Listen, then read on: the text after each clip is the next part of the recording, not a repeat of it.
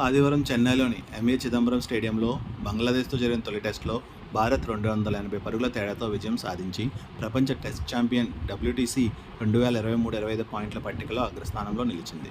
భారత్ ఇప్పుడు 10 మ్యాచ్ల తర్వాత 86 పాయింట్లు, 71.67%తో నిలిచింది. బంగ్లాదేశ్ 39.29 పీసీటీతో 6వ స్థానంలో ఉంది. సో భారత వర్సెస్ బంగ్లాదేశ్ ఫస్ట్ టెస్ట్ తర్వాత డబ్ల్యూటీసీ పట్టిక ఎలా ఉందో చూడండి. ఇందులో నెంబర్ 1 స్థానంలో భారతదేశం ఉంది. 10 మ్యాచ్లు ఆడింది, 7 గెలిచింది, 2 ఓడిపోయింది, 1 టై కింద నిలిచింది. 86 పాయింట్లతో ఫస్ట్ ప్లేస్లో ఉంది, 77% విజయంతో. రెండో ప్లేస్లో ఆస్ట్రేలియా ఉంది.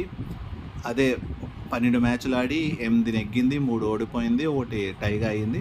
90 పాయింట్లతో 62.50% విన్ శాతంతో రెండో ప్లేస్లో ఉంది. నెక్స్ట్ మూడో ప్లేస్లో న్యూజిలాండు, 4వ ప్లేస్లో శ్రీలంక, 5వ ప్లేస్లో ఇంగ్లాండు, 6వ ప్లేస్లో బంగ్లాదేశ్, 7వ ప్లేస్లో దక్షిణాఫ్రికా, 8వ ప్లేస్లో పాకిస్తాను, 9వ ప్లేస్లో వెస్టిండీస్ ఉంది. సెప్టెంబర్ 27 నుంచి కాన్పూర్లో గ్రీన్ పార్క్ స్టేడియంలో బంగ్లాదేశ్తో జరగనున్న రెండో టెస్టుకు భారత్ జట్టును ప్రకటించారు. అయితే తొలి టెస్టు ఆడిన అదే జట్టును బీసీసీఐ ప్రకటించింది. తొలి టెస్టులో ఎలాంటి మార్పులు చేయకపోవడం గమనార్హం.